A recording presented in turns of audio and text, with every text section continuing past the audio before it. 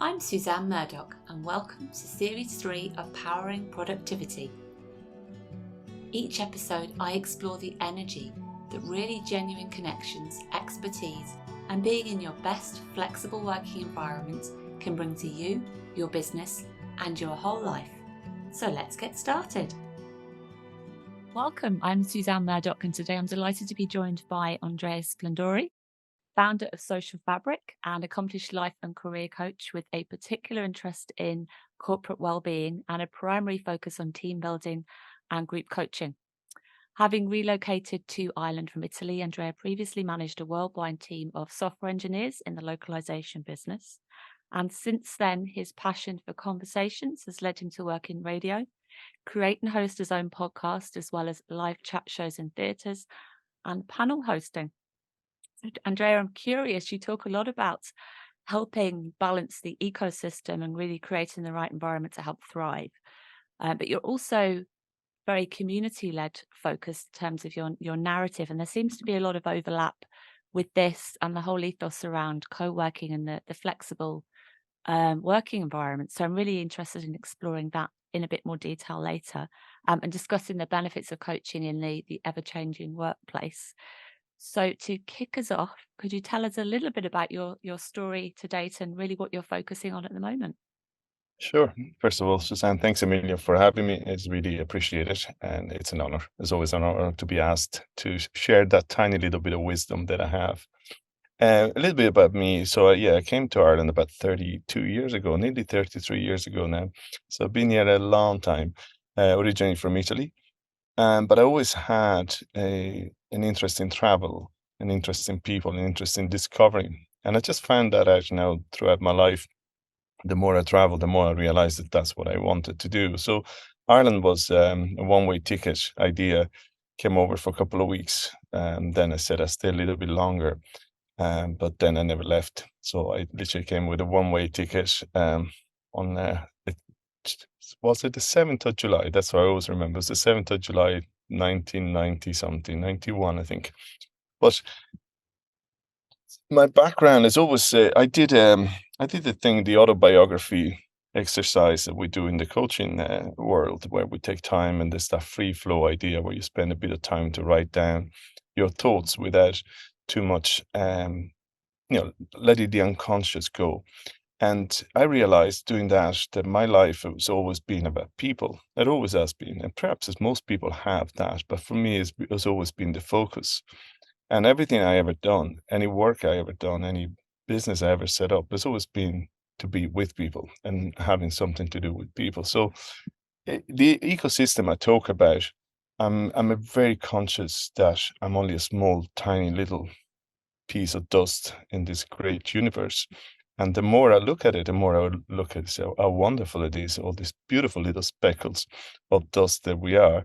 And if we can really kind of get together a bit more, then we maybe create something that is a little bit more interesting than just a speckle of dust. And the realization of that led me to really spend more and more time working with people, be it through the podcast, through the coaching, through anything that I do, to really create a cohesive ecosystem that is something that we can all thrive and flourish in.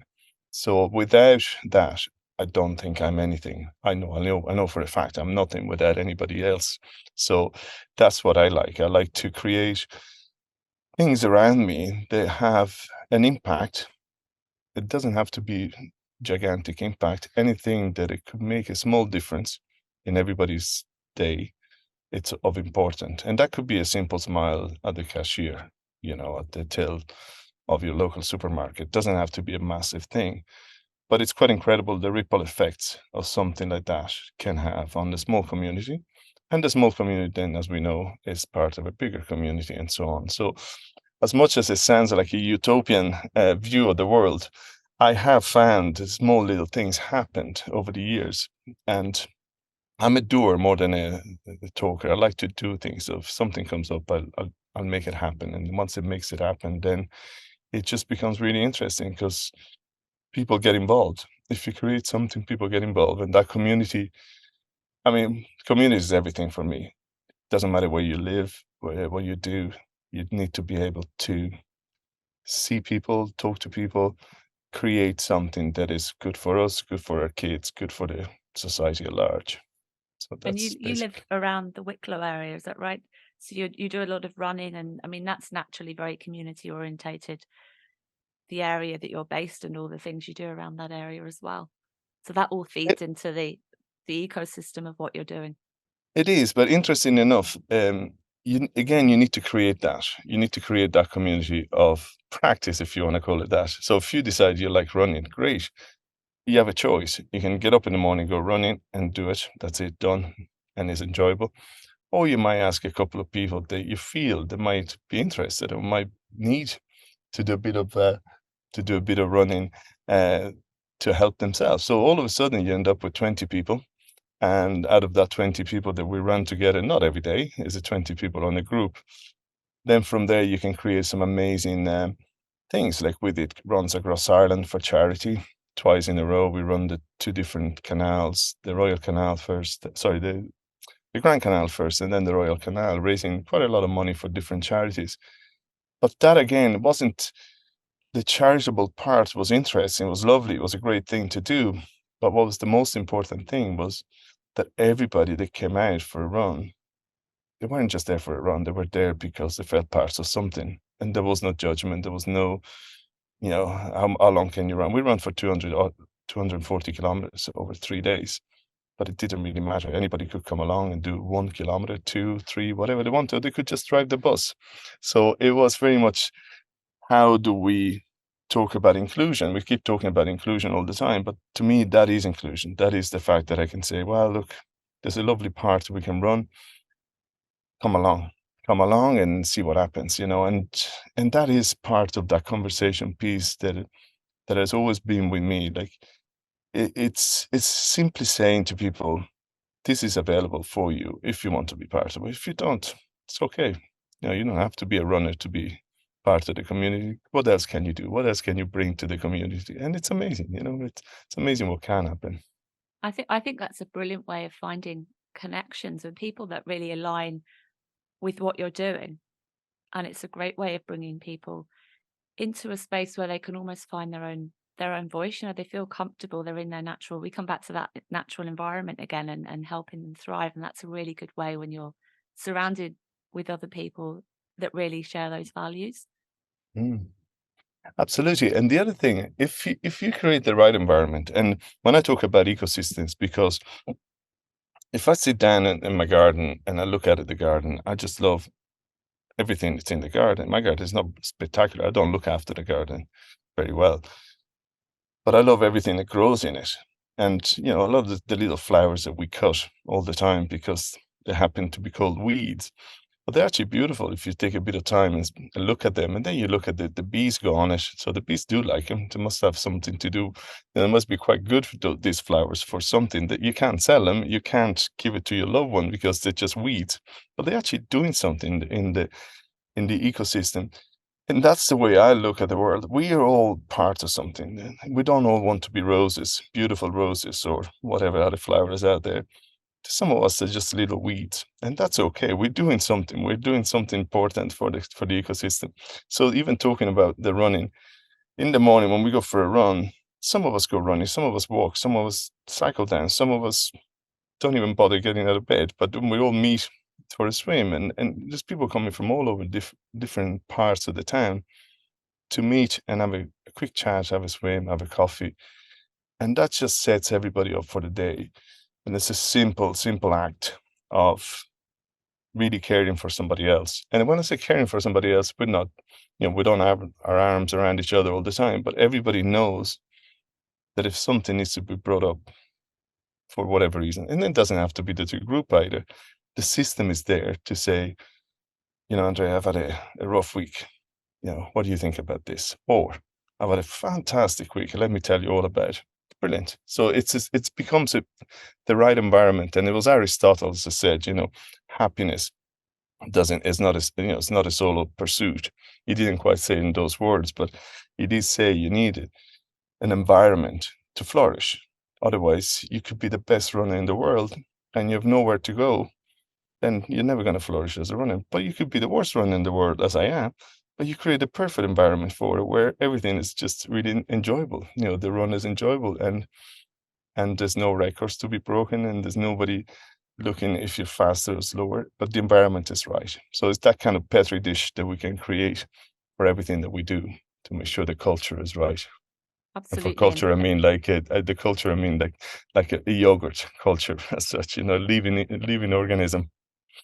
yeah, and the whole support network is there. And the other thing for me is those environments are continuously changing. So it's about having the right environment at work and home, and they could possibly blur into one. So if we move on to more the workplace side of things, and your coaching, um, that you're so accomplished at and brilliant at teaching other coaches as you did with me. Um, how do you think coaching can really positively impact I guess the ever changing workplace as it is today? Well, thanks for the compliments. I'm just a regular bloke that does coaching, but how can positive effect? Interesting you mentioned about the workplace, and we've just been talking about life and social life. I really find it hard to distinguish the two because, again, it's down to conversations, down to people feeling comfortable to talk about and to express their needs and express their interests and knowing their strengths and all of those things that we work with in coaching within a workplace. And we do quite a bit of work with different organizations both in Ireland and in Italy. It's quite amazing what happens. You can go in to talk to a company, to work with a company on team coaching, group coaching, or one-to-one, and they have an idea of what they need. So perhaps could be communications, perhaps could be conflict, or emotion intelligence. These are kind of the headlines that you get when you're sitting down with the HR manager, the L&D, or the CEO, whoever it may be. That's the first thing that comes up. And then you start to work within that group, trying to understand better what it is and what it isn't that they need. And the workplace, the more you work with them, the workplace, it becomes less the workplace, but more an environment for an individual to thrive. So while you stay within the remit of why you've been brought in, for whatever reason you've been brought in, it's the human side of things that really comes out all the time. And how it affects the workplace positively is the Suzanne going into her workplace, being the real Suzanne she is outside of her workplace, is the best she can ever be, because she has this is you being both, the mother, the daughter, the wife, and all of that, but you can actually represent yourself in a workplace in a nice way, in a nice, simple way. So the coaching affects the workplace in a way that brings in the best of individual within the organizations. And that in itself allows the workplace to thrive. So there's a humanity brought into it. Not that there isn't. I'm not saying coaching is the only methodology for it, but it definitely enhances that process of understanding one another, allowing for people to talk and to express themselves. The other day we were working with somebody, and after the team coaching session with it, one guy said, it's important. It was really important for me now to understand that every opinion is valid. I know it just sounds very obvious, right?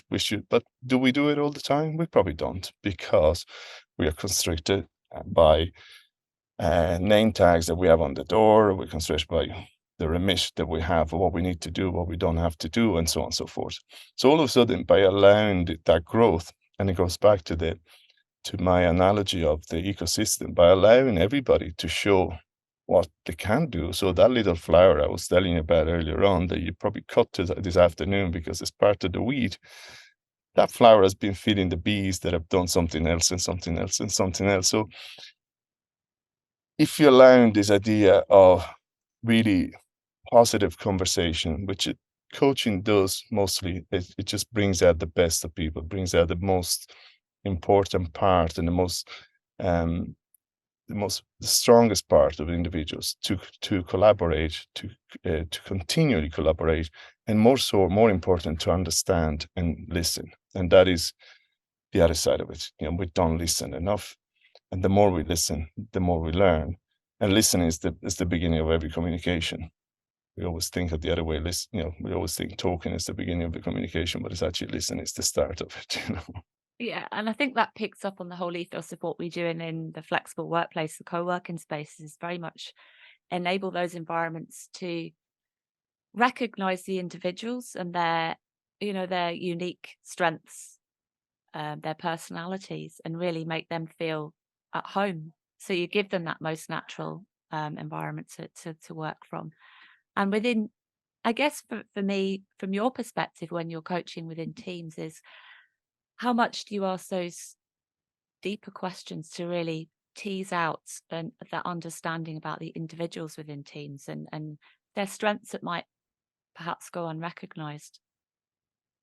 All the time. That's really the modus operandi. That is because, as you know, with coaching, it's a two-way system. It's a partnership. So the people that want to get coaching, be it a team or be it an individual, need to be part of the process, and there needs to be a recognition that you have to you have to get involved. The more you put in, the more you get out. So but the moment that realization happens, then that's where the magic happens, when you can ask the hard question sometimes, or the simplest question, and the answer needs to be asked. Sorry, the answer needs to be given in front of everybody, and that is where the beginning of the work in a team starts really proper. So when we start any conversation with companies at the very beginning, that famous discovery session um, or chemistry session, there's a lot of honesty being put on the table from both sides, from our side on what we can and we cannot do, and from their side of what they really want to achieve. And it's interesting you mentioned the remote work. Obviously, that's your business, which is a fantastic thing. I was involved, as I mentioned earlier, I was involved in setting one up here in Greystones, and unfortunately didn't go. In the end, I pulled out of the deal, but I did a lot of research on it, and that was one of the things that we saw as a fantastic advantage, to have so many different heads and brains and people and energy of that potential growth for everybody, which we were going to have. We were going to have a coaching and mentoring and other well-being programs within the hub, to provide support for all the different individuals or small companies or whatever, the way it was going to be created. And that's how we were selling the spaces, and that was a fantastic add-on for people. They said, well, we could really do with this, like the famous board that you can't afford, that kind of idea, where you just offer that service as well as your coaching and mentoring. So the diversity that you have in a place like a remote working hub is ideal, and you don't normally get it in organization, because they tend to be compartmentalized, and each department needs to do their work. So to answer your question, yeah, those deep questions are very much part of what we do and how we do it, to make sure that the the output, what they get, the best of themselves, is going to come out of them as quickly as possible, if they realize, the vulnerability that they need to express is really the key. Otherwise you're just doing consultancy. Otherwise you're just doing a bit of training, and it's not quite what we do. Yeah, and I think other things that have come out as a result of asking those deeper questions myself is very much the understanding the diversity, the cultures, the best ways that people work, getting the best out of them. And also the personalities. People like to work in different types of a workspace. So maybe some would work better from home, some work better in the office, the head office. It's about all those different nuances and individual requirements from a personal perspective, as well as the job function itself. So really helping them optimize in their output and their performance. Absolutely. And at the moment, there's a lot of studies being done on the difference between, which I'm sure you know all about it, but the difference between remote working and hybrid working, and how the latter is a bit more concerning, because it's neither here nor there, and you miss out on certain things. and so on. So it is an interesting time for organizations all over to try to figure out the best way to do this, the best way to keep everybody interested and express their potential. And I think that's where the likes of coaching, and I know, like, I'm not necessarily promoting the coaching per se, but I know this is the conversation you wanted to have. But I think the coaching is one of those areas that can be very beneficial, where an external individual or group can really come in and shine the light on what can be done, you know. And when I say shine the light, it's as you well know with coaching, we just hold the light for a bit, and then we'll pass it over to the client to really decide where they want to shine. But it's quite amazing how quickly an external view and an external person asking those questions, so those deep questions, or those questions that might sound very obvious to the people working in the organization, all of a sudden they open at some really interesting avenues. We're still working with a company at the moment, and it was really interesting when we asked them at the beginning to present themselves to us. And they did a wonderful presentation. It was really good. And but what they showed us was what I said to them. I said, look, I know all of that. I know that's what you do. But who are you really? And that really kind of took them on the back foot. And I was like, well, what do you mean? But out of that came out the whole team coaching exercise that we're still working on, because really it created the importance of who really everybody is and what they do as a team and what they want to be seen as doing. And that is something, again, to go back with to the difference between workplace and personal life. That is something that we will do outside of work. So if you can find a friend, or if you're hanging out with a friend, they know, or she knows, he knows who you are, and you know whether she's going to call you to go out for a drink or go out for a run or go out for to the theater, because they know exactly who you are. They know your story. Sometimes we leave the story at the door when we walk into an office, and that is sometimes the problem. And that, I think, again, is the benefit of a co-working space, is where, especially if you have a lot of individuals, those stories need to come out to make connections. And that's, I think, the beauty of it. It's a real nice petri dish again for innovation. I think it's Yeah, wonderful. it is, and I think there is a big overlap there between work and life, and it's almost like a family atmosphere. So you feel a lot more open to share those stories and work together. Even, I don't know, even if you're doing projects out of the house, for example, DIY, sharing contacts, sharing stories, experiences, and really helping that way as well Mhm. from experience. Absolutely. I was at Peter Gabriel's concert last night.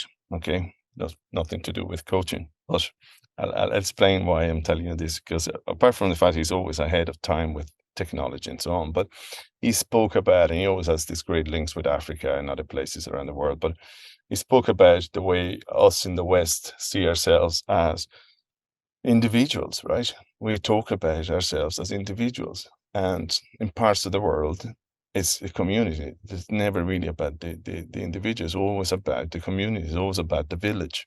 It's always about how can we help. You know, it takes a village. That's the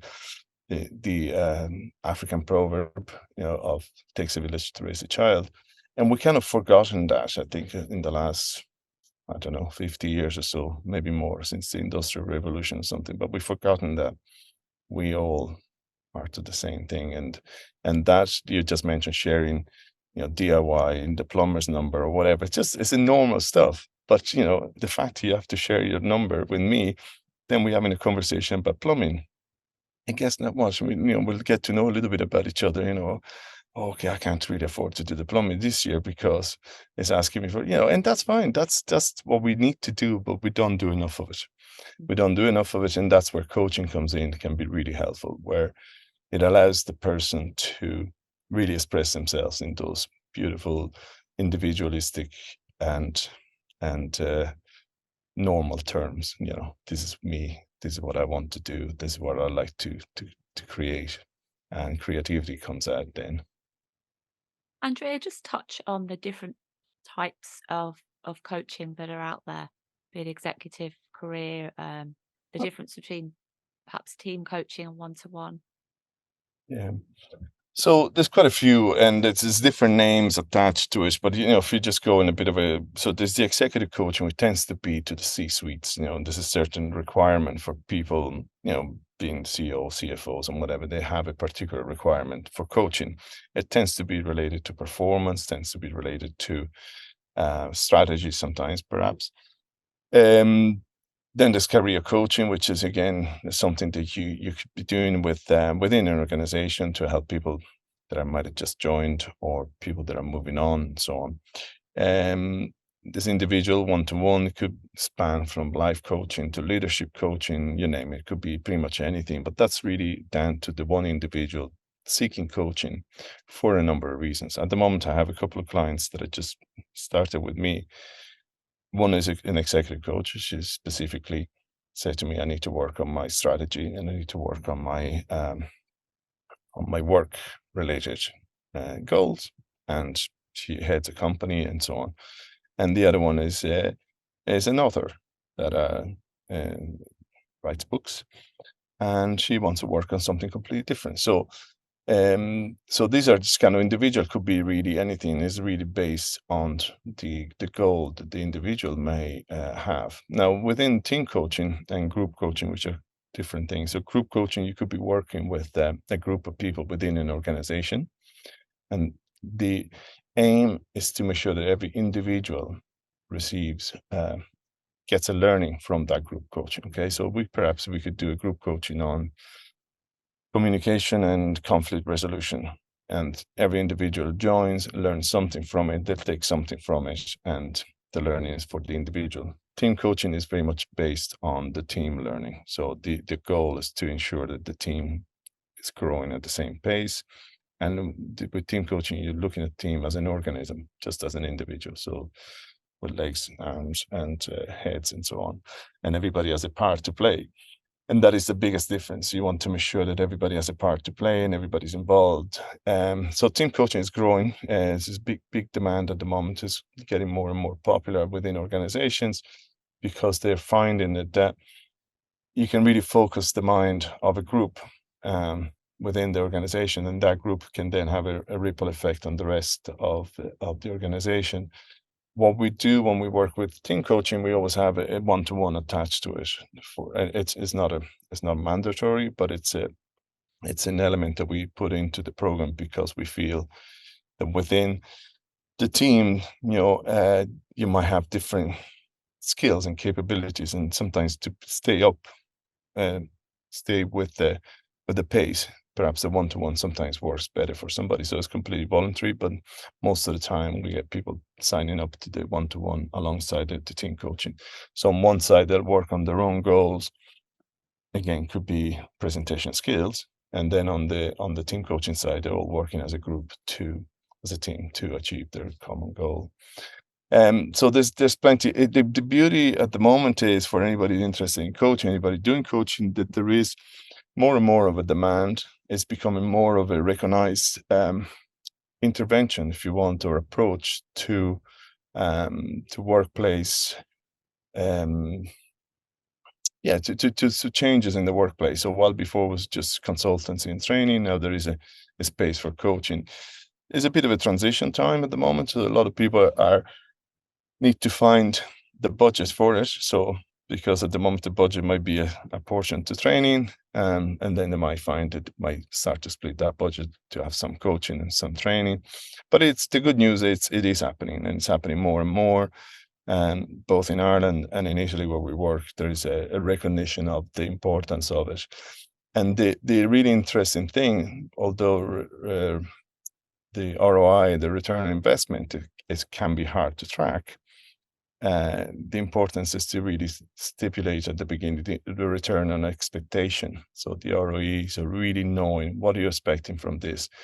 And it's quite incredible how more and more of the CEO, CFO, and so on, I've had experience of coaching. Therefore, they know what the expectation can be. So it's a little bit an easier sell if you want. While before it was very much, well, I don't know what I'm going to get out of this, So am I going to spend this money? What am I going to get out of it? So It is changing that way. It's changing in a positive way. It has been recognized as a very good intervention for a lot of people to really come out of the shell and to, as a team, to really show their potential. And to go back to the very first question, again, it's changing the environment within, it's changing the ecosystem within the organization. And so once you work with one team, that team starts to function a slightly different way than another team. So then the demand is going to be there for the next team, or perhaps they would, approach the second or third team with a coaching conversation, which makes it a lot nicer and easier for everybody. So the ecosystem is changing a little bit. The other aspect, when I was doing the coaching mentoring diploma with yourself, an article I read was based around reverse mentoring. Mhm. So really working across different age group generations within the workplace, different careers, experiences, backgrounds, and really helping each other understand and share those, which I thought was fascinating. And I think that's happening more and more as we go on. It is, and for a number of reasons, a lot of the organizations now would have 3 to 4 generations working in them. So while before the mentor figure, which was a Greek figure that came from, was called mentor, and it was looking after, I think it was Ulysses' son when Ulysses went off on his holiday.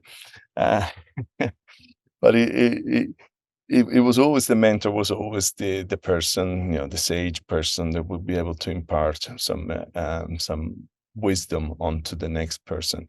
But now it's completely changing, because as I say, in some organization, you could be doing two or three or even four generations, and perhaps the younger person would have all the knowledge that the older person need, be it technology or whatever it may be. So yeah, the reverse mentoring, and there's also parallel mentoring is another one they're calling, but where it's a lot of crossover and a lot of sharing of knowledge done in a nice, organized way. And that is the key for both coaching and mentoring in organization. Needs to be organized. It can't be ad hoc. It just needs to be a little bit more, structured, knowing that there's a path, there's a journey that people are going to go through, and mentoring is very much part of that. So, yeah, the reverse mentoring has been very, very successful in many companies, and we didn't quite do reverse mentoring with a company we worked with initially, but we did something similar, where we asked them to go and find the newest people in the company and ask them some feedback, or feed forward, as we call them, to see what they could learn. And it was quite incredible what they learned about themselves and about the company. So yeah, it's good. So, what do you think are the challenges, the barriers to coaching right now?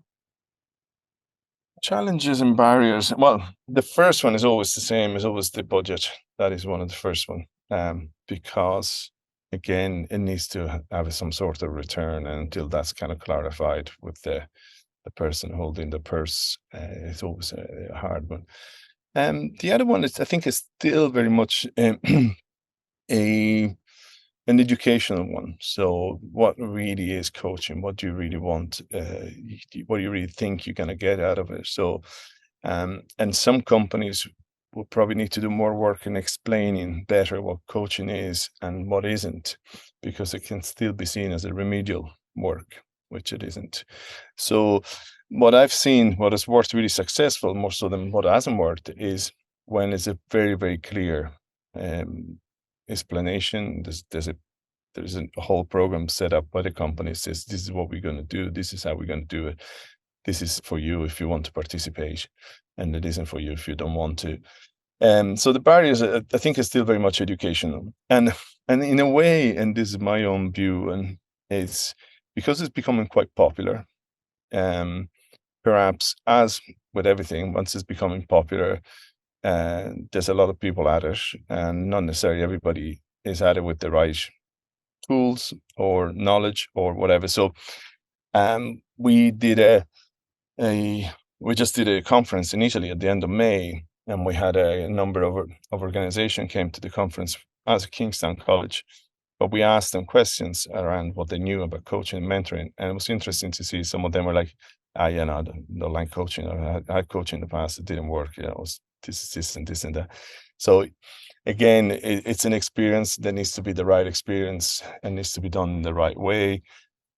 As we always say, everybody can be a coach and everybody perhaps should be a coach, but you have a responsibility and you should be at least accredited with some of the organizations that are out there to show that you've done your hours, that you've done your supervision and so on. So perhaps that's another barrier that it's a lot of people are calling themselves coach, which I have nothing against, but some are creating some unsavory experiences, perhaps. So with that in mind, how would somebody perhaps within a C-suite or an individual find the right coach for what they need?